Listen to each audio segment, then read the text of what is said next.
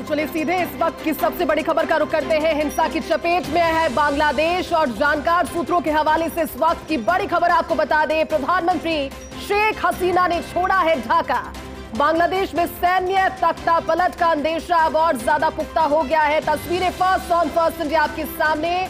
सेना ने शेख हसीना को 45 मिनट में इस्तीफा देने की बात कह दी है और शेख हसीना के घर में प्रदर्शनकारी भी दाखिल हो गए। बांग्लादेश के पीएम शेख हसीना ने घर अपना छोड़ दिया है, ढाका पैलेस को छोड़ दिया है और किसी सुरक्षित जगह जिसकी जानकारी फिनलैंड के तौर पर सामने आ रही है, यानी कि ढाका पैलेस को छोड़कर शेख हसीना फिनलैंड निकल गई है। दरअसल आरक्षण के वजह से लगातार जो आरक्षण की आग है उसमें जल रहा है बांग्लादेश और जो प्रदर्शनकारी है वो लगातार प्रदर्शन कर रहे हैं, छात्र लगातार प्रदर्शन कर रहे हैं और रविवार यानी कल रात शाम 6 बजे के बाद से वहां पर पूरे इलाके में कर्फ्यू लगाया हुआ है।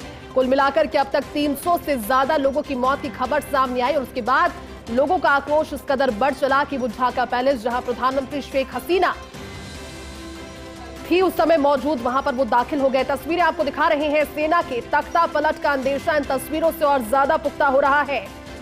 हिंसा में अब तक 300 से ज्यादा लोगों की मौत की पुष्टि समाचार एजेंसियों की जानकारी के हिसाब से सामने आई। हालांकि कोई आधिकारिक बयान अब तक इस बात का जारी नहीं किया गया है, लेकिन यहाँ बिगड़ते हुए हालात को देखकर यह अंदेशा है, ये संभावनाएं और ज्यादा प्रबल हो गई है कि प्रधानमंत्री शेख हसीना ने पद अपना छोड़ दिया है, क्योंकि सेना की ओर से कह दिया गया कि इस्तीफा अब आप दे दीजिए, आपसे हालात सुधरने वाले नहीं है और ना ही हालात सुधर रहे बल्कि ज्यादा ज्वलंत ये समस्या होती हुई नजर आ रही है।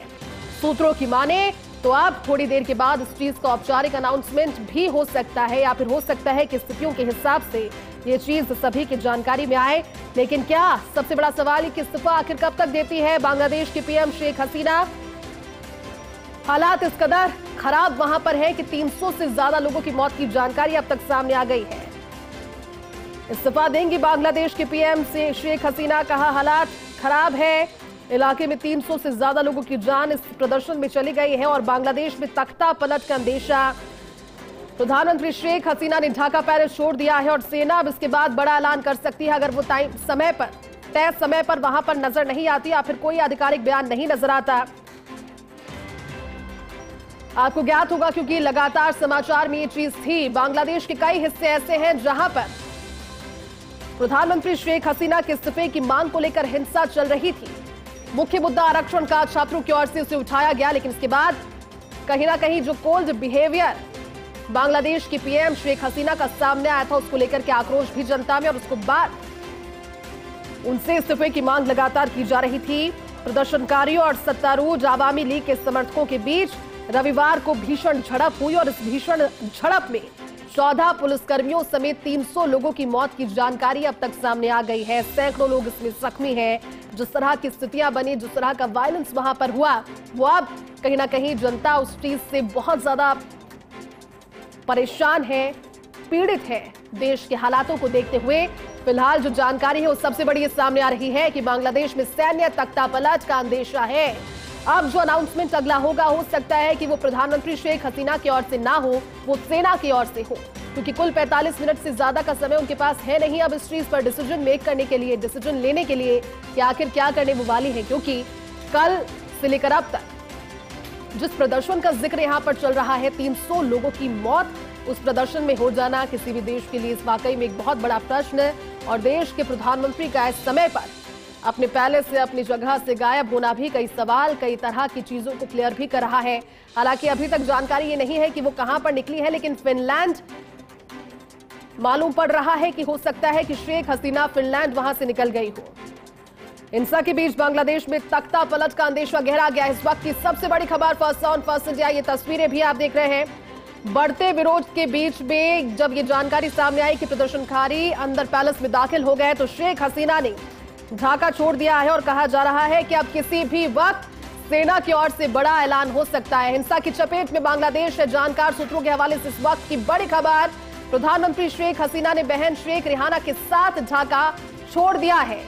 बांग्ला न्यूज 24 वेबसाइट के अनुसार ये बड़ी खबर आप तक पहुंचा रही हैं। शेख हसीना के भारत के पश्चिम बंगाल जाने की भी खबर है। हालांकि क्लैरिटी अभी नहीं है कि वो कहां निकली है, पहले जानकारी फिनलैंड की थी, अब कुछ न्यूज एजेंसीज इस पर जानकारी दे रही है। हो सकता है वो पश्चिम बंगाल पहुंची हो, हेलीकॉप्टर के जरिए ढाका छोड़कर शेख हसीना निकल गई हैं। अब जगह कहां पर है, लोकेशन उनकी क्या है, इस चीज को लेकर अभी लोकेशन तो रिवील नहीं हुई है, लेकिन अलग अलग जानकारियां कुछ एजेंसियां फिनलैंड का दावा कर रही है, कुछ कह रही है कि भारत के पश्चिम बंगाल पहुंची है शेख हसीना अपनी बहन के साथ। तस्वीरें आपको दिखा रहे हैं, हेलीकॉप्टर तस्वीरों में आपको नजर आ रहा है। इस तस्वीरें इसलिए क्योंकि 300 से ज्यादा लोगों की मौत हो जाना, कई तरह के सवाल, और इस सवाल पर जवाबदेही जिनकी बनती है वो देश के प्रधानमंत्री होते हैं।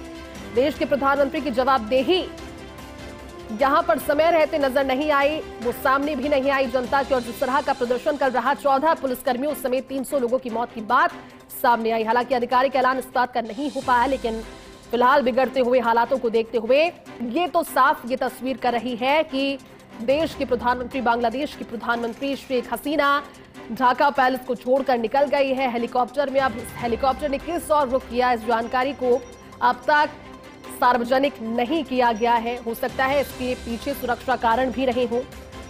इस्तीफे की मांग को लेकर हिंसा की शुरुआत हुई। बांग्लादेश के प्रधानमंत्री शेख हसीना के इस्तीफे की मांग को लेकर कल जो हिंसक झड़प हुई, इसमें प्रदर्शनकारी और सत्तारूढ़ आवामी लीग के लोग आमने सामने हो गए, और उसके बीच समर्थकों के साथ 14 पुलिसकर्मियों सहित 300 लोगों की मौत की जानकारी, और सैकड़ों लोग इसमें जख्मी भी हुए। इसके चलते कर्फ्यू कल से क्षेत्र में लगा हुआ है, मोबाइल इंटरनेट सेवाएं बंद है, आपस में लोग बातचीत नहीं कर पा रहे, और हालात काफी ज्यादा गंभीर बने हुए नजर आ रहे हैं।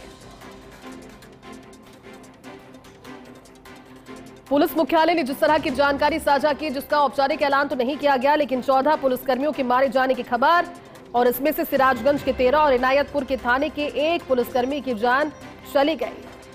हिंसा का ये दूसरा दौर है, इससे पहले भी हिंसा एक बार चली थी, और कुछ दिनों के बाद शांति के बाद में प्रदर्शनकारी फिर से सड़कों पर आ गए। लेकिन सबसे ज्यादा जरूरी समझना है कि आखिर ये हालात बने क्यों, आखिर क्यों हो रही है बांग्लादेश में हिंसा, और आखिर क्या मांगे हैं उन छात्रों की जो हिंसा कर रहे हैं। जो हिंसा के बाद ये इस्तीफे की मांग उठी, और इस्तीफे की मांग इतनी ज्यादा हो गई कि सत्तारूढ़ दल और यहां पर छात्र जो प्रदर्शनकारी है वो एक दूसरे के आमने सामने हो गए। आरक्षण हिंसा की वजह है क्या, ये देखिए तस्वीरें आपको दिखा रहे हैं अलग अलग। ये कुछ तस्वीरें आपकी टेलीविजन स्क्रीन पर, 5 अलग अलग तस्वीरें। पूरा बांग्लादेश इस समय किस हिंसा की आग में जूझ रहा है, परेशान है, एक तरीके का प्रश्न मार्क चला आ रहा है पिछले कुछ दिनों से, क्योंकि प्रधानमंत्री के इस्तीफे की मांग जहां एक और की जा रही है, दूसरी ओर प्रधानमंत्री इस पर बात करने के लिए अभी तैयार नहीं थी, ना जवाबदेही उन्होंने समझी, और उसके बाद ढाका पैलेस को उन्होंने छोड़ दिया। रुख कहां का किया है, एक सवाल अभी भी बरकरार है। सुरक्षा कारण हो सकते हैं इस चीज को नहीं बताने के पीछे, इस चीज को रिवील नहीं करने के पीछे कि आखिर शेख हसीना इस समय है कहां। लेकिन जिस आरक्षण की मांग को लेकर ये हिंसा उत्पन्न हुई थी, और हिंसा कल शाम 6 बजे के बाद से और ज्यादा गहराई, 300 लोगों की मौत की खबर, पुष्टि इस चीज की नहीं हो पाई। हो सकता है कोई कारण इसके पीछे जरूर रहा हो, लेकिन 14 पुलिसकर्मियों समेत 300 लोगों की जान चले जाना किसी भी देश के लिए एक बहुत बड़ा सवाल कि परिस्थितियां इस देश में क्या बन रही है। सत्तारूढ़ आवामी दल और साथ ही प्रदर्शनकारियों की झड़प के बाद स्थितियां अब इस कदर वहां पर संजीदा हो गई है कि मोबाइल बंद है, इंटरनेट सेवाएं बंद है। शेख हसीना जब सवाल उनसे पूछे गए, इस्तीफे की मांग की गई, तो अभी ढाका पैलेस में वो नहीं है। हेलीकॉप्टर उड़ते हुए आपको तस्वीरें दिखाई थी, एक विजुअल सामने आया था, और जानकारी यही है कि वही हेलीकॉप्टर था जिसमें शेख हसीना निकल गई है। अब वो कहां पर निकली है, कौन सी जगह पहुंचकर उन्होंने पनाह ली है, इस चीज की क्लैरिटी अब तक नहीं है। हो सकता है इसके लिए इंतजार करना पड़ो, लेकिन अब जो अगला औपचारिक ऐलान होगा वो होगा शेख हसीना की ओर से नहीं, बल्कि सेना की ओर से। और ये बहुत पुख्ता खबर इसलिए है क्योंकि सेना की ओर से उन्हें अब कुछ चंद घंटों का अल्टीमेटम भी दिया गया है इस्तीफा पेश करने के लिए। इस्तीफे की मांग की जा रही थी, लेकिन जब स्थितियां आउट ऑफ कंट्रोल होते हुए देखी तो अब सैन्य तख्तापलट का अंदेशा और ज्यादा पुख्ता हो गया है। कुछ तस्वीरें इस पूरी स्थिति को बयां करती हुई, हालांकि कारण क्या रहा है, किस वजह से हिंसा की आग इतनी भड़की, आरक्षण ही क्या इस हिंसा के पीछे मुख्य मुद्दा रहा, या फिर ये पुरानी कोई बात थी, पुरानी इस तरह की कोई समस्या थी जो बढ़ते बढ़ते एक नासूर के रूप में पैदा हो गई और ढाका और अन्य शहरों में इस तरह की हिंसा की तस्वीरें सामने आई। लेकिन कुल मिलाकर के देश के प्रधानमंत्री की जवाबदेही इस पर बनती है। देश के प्रधानमंत्री बांग्लादेश की अभी तक कहा जा सकता है कि वर्तमान में वो प्रधानमंत्री हैं, क्यों अब तक इस्तीफे की जानकारी सामने नहीं आई है। सैन्य तख्तापलट होगा या फिर नहीं, ये भी समय बताएगा और इसके लिए इंतजार मेरे ख्याल में बहुत ज्यादा करना नहीं होगा, क्योंकि तस्वीरें ही बता रही है कि सेना की ओर से अल्टीमेटम तो अब दे दिया गया है, लेकिन अल्टीमेटम पर क्या करना, क्या रुख करने वाली है वो देखने वाली बात होगी, क्योंकि हजारों की तादाद में प्रदर्शनकारी पीएम आवास में दाखिल हो गए। जिस जवाब का वो इंतजार कर रहे थे वो जवाब जब नहीं मिला तो गुस्सा फूट पड़ा, आक्रोश फूट पड़ा और उसके बाद प्रधानमंत्री के पैलेस में, पीएम आवास ढाका पैलेस में वो दाखिल हो गए बड़ी तादाद में। और इसके बाद अब जानकारी ये है कि हो सकता है भारत का रुख किया हो, क्योंकि कहीं ना कहीं एक सेफ एनवायरनमेंट की जरूरत उन्हें भी। लेकिन बांग्ला न्यूज 24 की वेबसाइट के अनुसार शेख हसीना के भारत के पश्चिम बंगाल जाने की खबर है। हेलीकॉप्टर के जरिए ढाका छोड़ दिया है शेख हसीना ने। इस मुख्य मुद्दे को समझने की कोशिश करें तो ढाका और अन्य शहरों में विश्वविद्यालय के 1971 छात्र 1971 में पाकिस्तान से देश की आजादी के लिए लड़ने वाले युद्ध नायकों और रिश्तेदारों के लिए सार्वजनिक क्षेत्र की कुछ नौकरियों को आरक्षित करने की मांग पर संग्राम छेड़ चुके हैं। आरक्षण व्यवस्था के खिलाफ छात्र कई दिनों से रैली और प्रदर्शन कर रहे हैं। मौजूदा आरक्षण प्रणाली जो है उसके तहत 56% सरकारी नौकरियां आरक्षित है, जिसमें 30% 1971 के मुक्ति के स्वतंत्रता सेनानियों के वंशजों के लिए आरक्षित रखी गई है।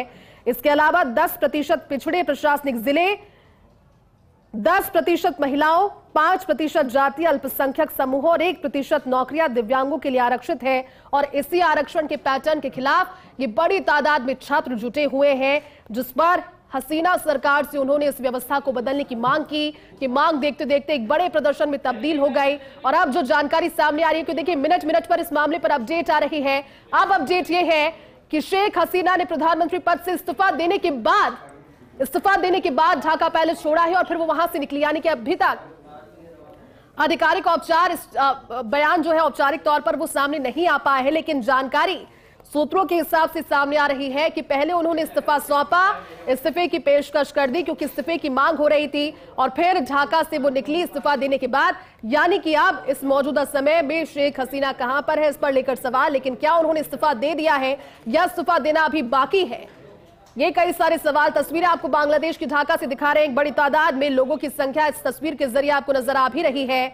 प्रधानमंत्री शेख हसीना की बहन शेख रिहाना के साथ उन्होंने ढाका पैलेस छोड़ दिया है और बड़ी जल्दबाजी में हेलीकॉप्टर उन्हें लेकर के निकल गया है। एक सुरक्षित जगह पर वो निकली है। हो सकता है वो भारत हो सकता है वो किसी और देश का कोई और हिस्सा हो, क्योंकि कई सारी तस्वीरें इस समय आपकी टेलीविजन स्क्रीन पर बांग्लादेश की ढाका से सीधी तस्वीरें भी आप देख रहे हैं। प्रदर्शन अभी भी छात्रों की ओर से जारी है। आरक्षण का मुद्दा है, आरक्षण के पैटर्न को बदलने को लेकर के मुद्दा शुरू हुआ 1971 में। जो स्वतंत्रता सेनानी हैं उनके लिए, उनके वंशजों के लिए कई तरह के पैटर्न्स वहां पर, और ऐसे में छात्रों की मांग यही है कि उन्हें भी सिक्योरिटी, उन्हें भी सोशल इंश्योरेंस, सोशल सिक्योरेंस की वजह से आप अपने हक की मांग के लिए सड़कों पर उतरना पड़ा। लेकिन ये देखते देखते उपद्रव के भीतर तब्दील हो चुका है और उपद्रव इतना ज्यादा बढ़ गया है कि 300 लोगों की मौत की सूचना तो है ही। हर एक न्यूज वेबसाइट पर आपको 300 लोगों की मौत की खबर की जानकारी मिलेगी, लेकिन पुष्टि अब तक इसने नहीं की है। सेना अब इस पूरे एनवायरमेंट को किस तरह से अपने हाथ में लेती है, किस तरह से इसे सिक्योर करने की कोशिश करती है, जिंदगी को किस तरह से ट्रैक पर लाती है, क्योंकि प्रधानमंत्री के बगैर अभी वहां पर हालात क्या है। बांग्लादेश के आर्मी चीफ 4 बजे बड़ा ऐलान करने वाले हैं। बड़ी खबर आपको बता रहे हैं, पीएम शेख हसीना ने इस्तीफा दे दिया है। ये बड़ी खबर, इस्तीफा देने के बाद उन्होंने बांग्लादेश छोड़ा, यानी कि ढाका पैलेस जब छोड़ा उससे पहले उन्होंने इस्तीफा दिया। बांग्लादेश में अब सैन्य तख्तापलट का अंदेशा और ज्यादा पुख्ता हो गया है। ढाका में प्रधानमंत्री आवास में हजारों की तादाद में प्रदर्शनकारी दाखिल हो गए। बांग्लादेश के आर्मी चीफ नेताओं से मुलाकात कर रहे हैं और 4 बजे के आसपास आर्मी चीफ बड़ा ऐलान कर सकते हैं, और संभवतः जो ऐलान होगा वो यही होगा कि सैन्य तख्तापलट अब हो गया है बांग्लादेश में। पुलिस की जगह सेना के जवान तैनात कर दिए गए हैं फील्ड में, क्योंकि बड़ी तादाद में लोग सड़कों पर हैं और किसी भी परिस्थिति से निपटने की कोशिश, क्योंकि कल 6 बजे से ही उपद्रव चल रहा था। आपको ज्ञात हो 6 बजे के बाद से मोबाइल फोन्स बंद है, इंटरनेट बंद है, हाथों में झंडा थामे हुए बहुत बड़ी तादाद में प्रदर्शनकारी अब कहीं ना कहीं सड़कों पर हैं। कल सत्तारूढ़ दल के साथ, आवामी लीग के साथ उनकी झड़प हुई, जिसमें कई लोगों के मारे जाने की सूचना। प्रदर्शन की तस्वीरें आपको दिखा रहे हैं, बांग्लादेश की ढाका से सीधी तस्वीरें हैं और जानकारी यह है कि प्रधानमंत्री आवास में हजारों प्रदर्शनकारी दाखिल हुए। अभी बांग्लादेश के आर्मी चीफ नेताओं के साथ मुलाकात कर रहे हैं। स्थिति को किस तरह से समझा जाए, क्योंकि बहुत ही ज्यादा क्रूशियल सिचुएशन किसी भी देश के लिए। आप सोचिए कि देश के प्रधानमंत्री से इस्तीफे की मांग की जा रही थी, वो निकली इस्तीफा, उन्होंने अब लगभग जो जानकारी है उसके हिसाब से उन्होंने पहले इस्तीफा दे दिया और उसके बाद उन्होंने ढाका को छोड़ा। हिंसा की चपेट में बांग्लादेश उस समय है। 3 अलग अलग तस्वीरें और हर एक अपडेट आपकी टेलीविजन स्क्रीन पर। इस बड़े खबर पर बांग्लादेश के आर्मी चीफ अब 4 बजे बड़ा ऐलान करने वाले हैं और संभवतः जो ऐलान होगा वो होगा सैन्य तख्तापलट का, यानी कि सेना की ओर से पहले भी इस्तीफे की मांग की गई थी। सिचुएशन वो हैंडल नहीं कर पा रही थी, कई सारी खबरें इस पर चल रही थी। हमारे साथ में दिल्ली न्यूज एडिटर और सहयोगी अदिति नागर जुट गया। अदिति, सैन्य तख्तापलट का अंदेशा जो है इस खबर के बाद और ज्यादा पुख्ता हो गया, क्योंकि कल 6 बजे से जिस तरह की हिंसक तस्वीरें सामने आई, उसके बाद में अब शेख हसीना जानकारी है कि इस्तीफा दे चुके हैं प्रधानमंत्री पद से। अदिति, बिल्कुल, और आप देखेंगे कि करीब 3 बजे का समय था। पहले 1:30 बजे एक प्रेस कॉन्फ्रेंस होनी थी, लेकिन अब 3 बजे के बाद अब किसी भी वक्त प्रेस कॉन्फ्रेंस हो सकती है, जिसमें बांग्लादेश के सेना प्रमुख वकर उज जमान एक देश को संबोधित करते हुए प्रेस कॉन्फ्रेंस करेंगे। यहाँ तक कि खबरों के मुताबिक देखिए, पिछले 3 हफ्ते से जिस तरीके से स्थिति हुई बड़ी, 300 से ज्यादा लोग मौत हो चुकी है। और इससे पहले जब ये खबर आई कि शेख हसीना करीब 2:30 बजे एक मिलिट्री हेलीकॉप्टर से उड़ान भरी, उनके साथ उनकी बहन भी है और वो देश छोड़ चुकी हैं, और सूत्रों की माने तो वो एक वीडियो रिकॉर्ड करना चाहती थी, और जब वो देश छोड़ देती उसके बाद वो वीडियो चलाया गया था, लेकिन उसका मौका उनको नहीं मिल पाया। और ऐसी स्थिति में अभी बताया गया है कि एम हसीना जाने से पहले, जैसा मैं आपको बता रही हूँ, एक भाषण रिकॉर्ड करना चाहती थी, लेकिन उनको उसका मौका नहीं मिला। और प्रधानमंत्री हसीना के एक वरिष्ठ सलाहकार ने भी वहाँ की जो न्यूज एजेंसीज है उनको इस्तीफे की बात बताई, और तभी से ये बात चल रही है कि वो इस्तीफा दे चुकी हैं, हालांकि अभी तक पुष्टि नहीं हुई है। और खबरें इस तरह की भी हैं कि वो भारत पहुंची हैं, इस तरह की भी अलग अलग तरीके की खबरें आ रही हैं। देखिए, आंदोलन 3 हफ्तों से था, 300 से ज्यादा मौतें हुई, और इसके साथ साथ जो कपड़ा की दुकानें हैं, यहाँ तक कि पुलिस कर्मियों की भी मौत हुई, हिंसा हुई, मॉब लिंचिंग हुई। और अब ये स्थिति इस तरह पहुंच चुकी है कि मिलिट्री हेलीकॉप्टर से शेख हसीना देश छोड़ चुकी हैं, और वहीं कुछ देर बाद सेना प्रमुख एक प्रेस कॉन्फ्रेंस करके संबोधित करेंगे। और इस तरह का अंदेशा पहले से भी था, जिस तरह की जो एक्सट्रीमिस्ट ताकतें थी उनको कहीं ना कहीं ये शायद बर्दाश्त नहीं था कि बांग्लादेश की जो प्रधानमंत्री हैं उनका भारत से इस तरह के संबंध और तमाम तरीके की चीजें। और ऐसी स्थिति में कहीं ना कहीं इसको उस तरीके से जोड़ के देखा जा रहा है कि किसी और दूसरे देश का इसके पीछे सपोर्ट है। और ऐसी स्थिति में फिलहाल वहां पर हालत खराब है, और प्रधानमंत्री आवास पर दर्जनों से हजारों की संख्या में लोग वहां पर मौजूद है। और इसी के चलते करीब आधे पौन घंटे पहले मिलिट्री हेलीकॉप्टर से शेख हसीना ने देश छोड़ दिया। अब उम्मीद यही की जा रही है कि जब वो जहां पर भी पहुंचेंगी वहां से देश को संबोधित करेंगी सोशल मीडिया के माध्यम से। लेकिन अभी फिलहाल अब तक 300 से ज्यादा मौतों की खबरें हैं, और इसके साथ साथ शेख हसीना के इस्तीफे की भी खबरें सामने आ रही हैं, और मिलिट्री हेलीकॉप्टर से भारत पहुंचने की भी बात यहाँ पर सामने आ चुकी है। अब आप देखिए, बांग्लादेश हिंसा में अभी तक 300 से ज्यादा मौतें, 14 पुलिसकर्मियों की मौत, 300 से ज्यादा पुलिसकर्मी घायल, 11,000 से ज्यादा लोग गिरफ्तार, और $10 बिलियन का इकोनॉमी का नुकसान अभी तक हो चुका है। और अगले आदेशों तक के लिए कोर्ट, रेलवे, बैंक, फैक्ट्रियां बंद हो चुकी हैं। तो आप स्थिति देख सकते हैं, यहाँ तक कि 3,500 से ज्यादा कपड़ा फैक्ट्रियां भी बंद हो चुकी हैं, और कई तो आग की चपेट में आ चुकी हैं। तो फिलहाल वहाँ की स्थिति कैसी है ये सबके सामने है और डरावनी है। और अब उम्मीद की जा रही है कि जब प्रेस कॉन्फ्रेंस होगी उसके बाद क्या तस्वीर सामने आएगी।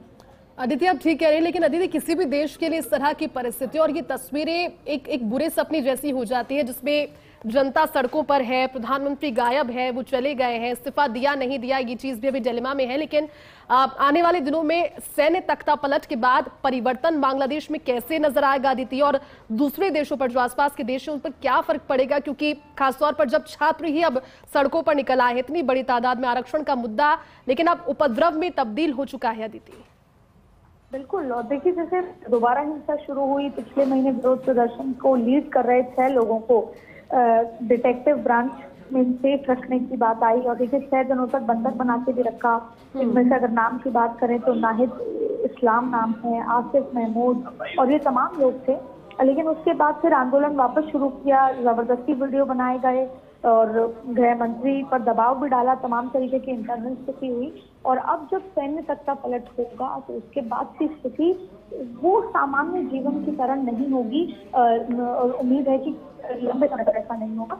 देखिए, छात्र आंदोलन का सबसे बड़ा चेहरा बनकर, जैसे कि नाहिद इस्लाम ने प्रदर्शनकारियों से अपील की, कहीं ना कहीं जो युवा शक्ति है वो जमीन सड़क पर आ गई और उसके बाद ये स्थिति हुई। लेकिन ऐसे में जहाँ पर अभी पढ़ाई, एजुकेशन, सेफ्टी, ये सारी चीजें महत्वपूर्ण होनी चाहिए थी, वो एक अलग ताकतों के चलते इस तरह की स्थिति आई और उन्होंने लगातार, नाहिद इस्लाम ने आंदोलन को सबसे बड़ा चेहरा दिया, सबसे बड़ा चेहरा वो बने। अब देखिए, इस्लाम ढाका यूनिवर्सिटी के स्टूडेंट हैं जिनका मैं जिक्र कर रही हूँ और उसने पुलिस पर आरोप लगाया कि 20 जुलाई की सुबह उन्होंने उसे उठा लिया था। हालांकि पुलिस ने इससे इनकार किया। सोशल मीडिया पर एक वीडियो वायरल हुआ जिसमें वर्दी में कुछ लोग नाहिद को गाड़ी में बिठा रहे थे और ये एक आंदोलन इतना जबरदस्त उठा कि अब ये स्थिति यहाँ पर आ गई। छात्रों को विपक्ष, पूर्व सैनिक अधिकारियों का साथ भी मिल गया। और अब आप ये देखिए कि विपक्ष जो इस सरकार को हटाना चाहती थी और पूर्व सैनिक अधिकारी, तो ये तमाम चीजें जब जोड़ के देखते हैं, जैसे कुछ पूर्व सैनिक अधिकारियों को भी छात्र आंदोलन को समर्थन मिला और जैसे अगर बात करें कि पूर्व सैनिक प्रमुख जनरल इकबाल करीम भुइया को भी सेना को बैरकों के लौटने की अपील के साथ साथ तमाम तरीके की स्थिति हुई। तो ऐसी स्थिति में ये चीज साफ हुई कि कहीं ना कहीं जो सपोर्ट मिला इस आंदोलन को, उसके बाद अब जो तस्वीर है, लेकिन अब सामान्य जीवन नहीं होगा, सेना अपनी तरह से चलाएगी। जीवन को सामान्य वापस लाने के लिए छात्रों को से अपील और इसके साथ साथ कैसे जो सामान्य जीवन, दुकानें खुलना, कोर्ट खुलना, तो इसमें भी बहुत समय लगेगा। और ये भी देखना होगा कि जब अब जो शेख हसीना है जिनके इस्तीफे की खबर आ रही है, उनका क्या रुख रहता है, विपक्ष का क्या रुख रहता है, तो ये तमाम अभी बहुत सारी स्थितियां होंगी। और ये भी देखना होगा कि भारत के साथ साथ पूरी दुनिया का इसको लेकर क्या रुख रहता है, क्योंकि हम आज जिस स्थिति में खड़े हैं वहां पर भारत एक ऐसे लीडर के रूप में खड़ा है जहां पर भारत के द्वारा कही गई बात या भारत के द्वारा किया गया कोई भी एक्शन बहुत महत्वपूर्ण रखता है और पूरी दुनिया लुकअप करती है कि भारत का क्या स्टैंड है। जब चाहे बात यूक्रेन की हो, चाहे बात फिर रशिया की हो, तमाम तरीके की स्थिति में, ऐसे में अब ये महत्वपूर्ण है कि जिसको हमेशा कहा जाता था कि बांग्लादेश छोटी बहन की तरह है, भारत बड़े भाई की तरह है, ऐसी स्थिति में भारत का क्या रुख होगा। और देखिए, अब चाहे भारत की बात करें तो नेचुरल कैलामिटीज का जिक्र करें, रशिया यूक्रेन में जिस तरह की स्थिति है, इसके अलावा दुनिया के अलग अलग जगह या तो वॉर की स्थिति है, फिर बांग्लादेश में ऐसी स्थिति, तो जाहिर तौर पर वैश्विक स्तर पर इसको लेकर एक फैसला होगा, क्योंकि किस तरीके से अभी अफगानिस्तान में कुछ समय पहले कैसे टेक ओवर किया गया, तमाम तरीके की स्थिति, जाहिर तौर पे भारत का एक रुख होगा इसको लेकर। क्योंकि जब हम 1971 की वॉर याद करें और बांग्लादेश कैसे इंडिपेंडेंट हुआ उसको याद करें और फिर आज ऐसी स्थिति में, तो भारत का रोल बहुत महत्वपूर्ण होगा। भारत को समझ के एक अपने विदेश जो नीति है, लेकिन अदिति, तस्वीरें अभी जो सीधी नजर आ रही है, तस्वीरें कहीं ना कहीं डराने वाली भी और ये सोचने भी डालती है कि आखिर जो मेरिट में आने वाले छात्र हैं, जिनके बहुत अच्छे रैंक से, उन्हें भी आरक्षण की वजह से नौकरियां नहीं मिल रही और गुस्सा कुछ इस कदर फूटा उनका कि अब से कुछ देर पहले एक तस्वीर आ रही थी सामने जिसमें शेख मुजीबुर रहमान की जो एक बड़ी सी प्रतिमा वहां पर लगी हुई है किसी जगह पर, उस पर एक छात्र चढ़ गया, उसे तोड़ रहा था, उसे खंडित किया जा रहा था। अब ये तस्वीरें कहीं ना कहीं और ज्यादा उग्र क्या होंगी अदिति, या फिर अब क्योंकि सेना के पास में हैंडओवर पहुंच गया है, सेना अपनी तरह से डील करेगी और फिर कुछ सख्ती भी इन छात्रों के हिसाब से होगी, क्योंकि सैकड़ों लोगों की मौत का ऐलान अब तक किया नहीं गया है, औपचारिक ऐलान नहीं हुआ, कितने लोग मारे गए, क्या वो सत्तारूढ़ी दल से थे या फिर वो प्रदर्शनकारी थे, इस चीज की भी कोई क्लैरिटी नहीं है। बिल्कुल नहीं है। अब देखिए, कभी बांग्लादेश में आरक्षण विरोधी आंदोलन इतना हिंसक हो जाएगा कि बेकाबू हालात हो जाएंगे देश के और देश के शीर्ष नेतृत्व को देश छोड़कर जाना पड़ेगा। करीब 4 लाख लोग सड़कों पर उतर आए हैं। तो ऐसी स्थिति में जैसा मैंने कहा कि युवा शक्ति आरक्षण के विरोध में जब सड़क पे उतर आया है, तो अगर सैन्य तख्तापलट भी हो रहा है उसके बाद भी स्थिति को काबू करना उतना आसान नहीं होगा। और कहीं ना कहीं बांग्लादेश में चाहे जॉब्स को लेकर, चाहे फिर महंगाई को लेकर, तमाम तरीके की चीजें वैसे ही बहुत स्ट्रगल था। ऐसे में देश ऐसी स्थिति में एक बार फिर शायद दशक पीछे चला जाता है। तो उन सबको देखना ये अपने आप में बहुत ज्यादा सामान्य स्थिति नहीं नजर आ रही है। लेकिन फिर भी सभी की नजरें इस पर टिकी हुई हैं कि जब सेना के कमांडर, सेना के जो प्रमुख हैं, चीफ हैं, वो जब प्रेस कॉन्फ्रेंस करेंगे उसके बाद क्या कुछ होता है, उनकी प्रेस वार्ता में क्या कुछ होता है और उस स्थिति को सामान्य